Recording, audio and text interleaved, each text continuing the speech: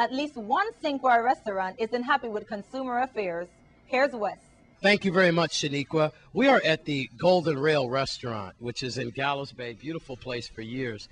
I'm surrounded here by members of the St. Croix Blues Society and SANA staff here at the Golden Rail. They watched me last night, and they watched Commissioner Biggs as he talked about the surprise raids that took place last weekend. I kind of broke down in that interview comically because he never named a restaurant or business. But I found out from the streets that these businesses were hit.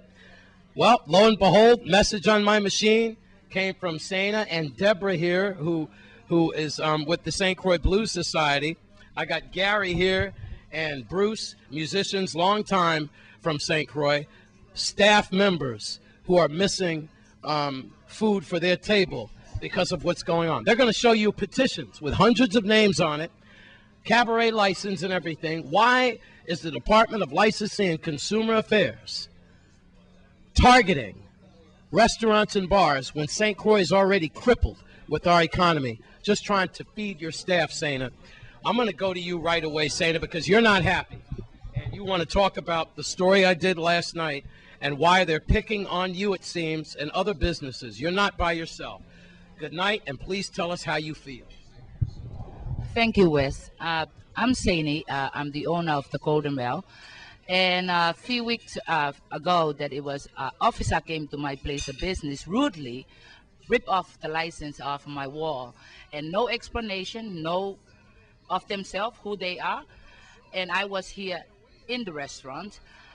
Secondly, we got a fine on the following Monday, demanding that I have to see one of the officer at the licensing on the 15th, the latest is the 16th. So they came here on the 14th. The command was to be there on the 15th, the latest is the 16th. First of all, the Golden Rail has been here for years. And I work here and run their music for almost 7 years. And now it just happenly I turn around and come and own the restaurant.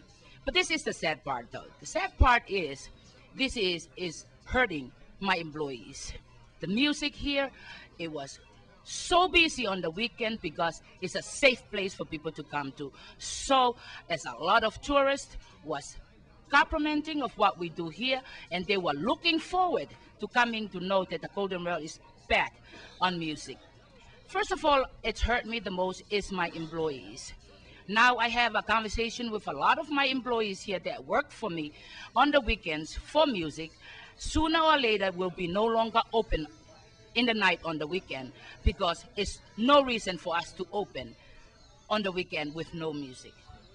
It's not only affecting my business, it's affecting my employees, hardworking people that live in these islands for so many years that I'm trying to better them, and so as myself. Well, first of all, Wes, we have to talk about the petition I have here. All right. Well, you get the petition out so the camera could see there. I have here, and I'll hold the mic. Is almost 400 people had signed this petition here. As a matter of fact, the people up at the condo across me had called me on the weekend to say what happened to the music. So people call here to compliment how good the music is and kind of music we have here. I felt like in this situation, you singled me. They singled me out in this situation. Why do you think they singled you out? Well, last few weekends that they shut me down with entertainment, I had went with a few friends of mine to a lot of businesses have the same license that I have, and they playing bands. They play until 10, 11 o'clock. You know what's the sad story is, Wes? My music is played, the latest is 9 o'clock, and it's decent music. Yeah, let's get into that. You guys don't look like Tupac or Biggie. You don't look like you could stay up past 9 o'clock. What do you guys play? I'm rough and ready. I have a couple of groups. The group that we were working here with Sani for a number of months anyway, R&B Connection. Yeah. It's the classic soul, R&B, love songs, funk, and this soul. is the time of year all the musicians come down too, because of St. Pat's, the blues thing, the triathlon. This is your season. Right. And it's been a strong season for us year-round. Yeah. The band's been together for 8 years. And I've been playing the music since it came out the first time in the feel 70s. that it's unjust what's happened to Saney and the Oh, Golden Rail and absolutely. the other Yeah. places? It's as though the music itself is targeted rather than anything else. You know, I see no cause for an interruption of business here when you have so many places on the island playing repetitious drum machine driven music at super loud sound pressure levels. That's loud. I just think about the bars and about the tramps and the thing like that and everything, and they have to shut them down, and the violence and everything that ensues, but yet and still it happens. Here you guys, peaceful blues music. What are you pumping? Some Barry White, right? Absolutely. Some love music. Oh, What's sure. the worst that can happen out of that except the jealous husband? Oh, right? somebody going to get a kiss. We got to hear from Deborah, because Deborah, you're head of the Blues Society, and you've got petitions, and you've got some facts and figures. Why do you think the Golden Rail and other establishments are being targeted like this? Wes, I don't know why the Golden Rail is being targeted. Sandy called me after she had gone in. She got her ticket on Monday. She went in on Tuesday and spoke with several people, I believe, on Tuesday, and did not get any kind of answers to her satisfaction. She calls me early Wednesday morning around 8:30 and was very upset and said she doesn't understand, you know, what is going on, why they've given her a ticket. She has a cabaret license, which entitled her to have music. How much does she have to pay in fine? The fine they issued was $250. Okay, that's this lady's salary every week. I'd like to talk to her because we have to wrap this up. Well, there you have it. You heard from Saney and her staff, the St. Croix Blues Society, and the musicians. I can tell you this, that I did give a courtesy call to Commissioner Biggs, and he is watching this as we speak, and he's a very accessible commissioner. There are non-accessible commissioners, and there are accessible ones, and he's one of the accessible ones. So let's hope this situation is rectified, because it not only hurts a bartender who made good to buy the establishment. Isn't that the American dream, with the have and have-nots to eventually have? And then she did, and now you punish her? Okay, fine. Then it trickles all the way down to this young lady who's the cook and just trying to feed her family.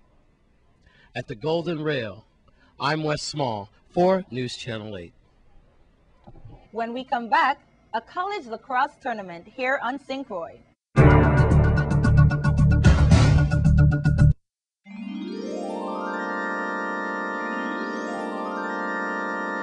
We have a college lacrosse tournament going on. For Sports 411, here's Wes at Vialco. All right, Coach Jess, your reporter Wes, Oni Anta College. Hello, how are you? Doing pretty good. It'll take us all day. By that time, you'll be finished with the game. Thank you so much. You are have about, I guess, 4 teams down here, 4 colleges. Yep, there's us. We've been down here for a little over a week now, and this is our last game. We go home today, and York, Pennsylvania is down here. Mary Washington University in Rochester Institute of Technology is down here as well. All right, so we'll be covering this all week in sports. And how did y'all team do so far?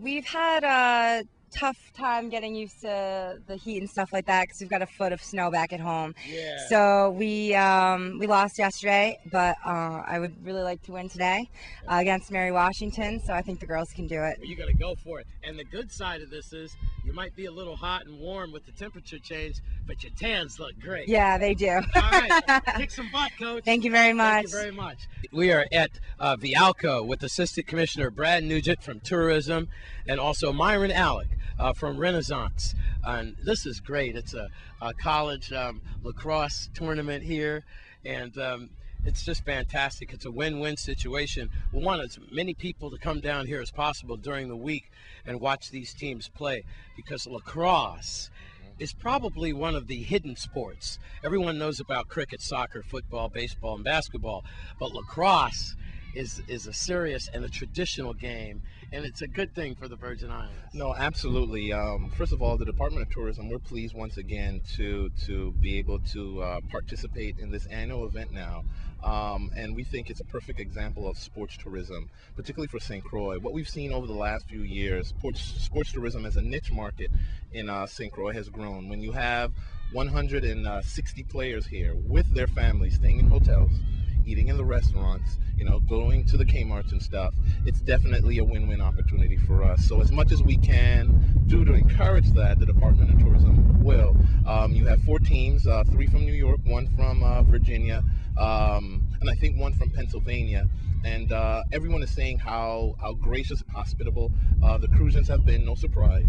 And we're just glad to be able to host them. So what we did this morning is we gave out some gifts on behalf of the people of St. Croix, and we expressed our delight in having them here playing. I saw some of them jogging on the out on the streets and stuff, and fully immersing themselves in being in our community. And I want to say a special thank you to Mr. Myron Alec, who asked us to come in to participate, to be a host to these guests. I want to thank him and St. Croix Renaissance for including the Department of Tourism in the welcome of our guests. All right, well, that should come as no surprise, just like cruise and hospitality, because Myron, you've been very open to organizations using the Renaissance field or whatever you guys do. But I got to tell you, lacrosse, again, you could find that in the who's who that Carbonara and I go through, trying desperately to get that into the education system.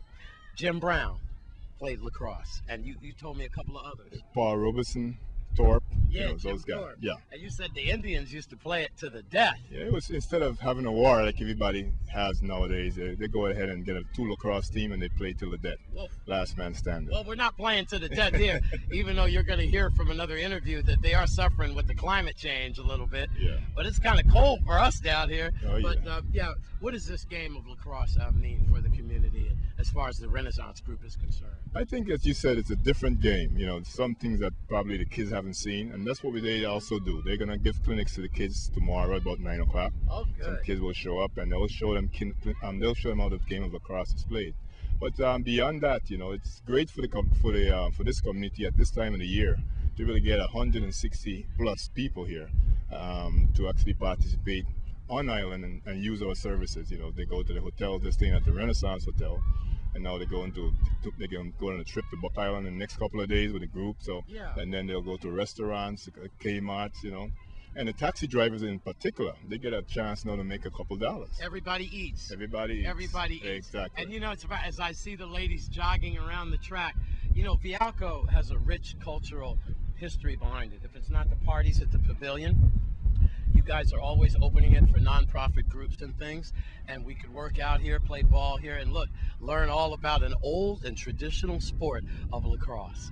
All right. It's all part of being a good corporate citizen. That's right. We have to actually give back to the community. We are grateful to be here as a corporation with EDC beneficiaries. So it's all about being a good corporate you're citizen. One of our angels. Thank you. One of our angels. All right. Like I said, we will be reporting on this lacrosse tournament throughout the week, and we'll be putting it inside Sports 411. We urge you to come on down and learn about this rich tradition of lacrosse and say hi to our visitors that are not only spending a lot of money and things here, but they're learning about our culture as we learn about theirs.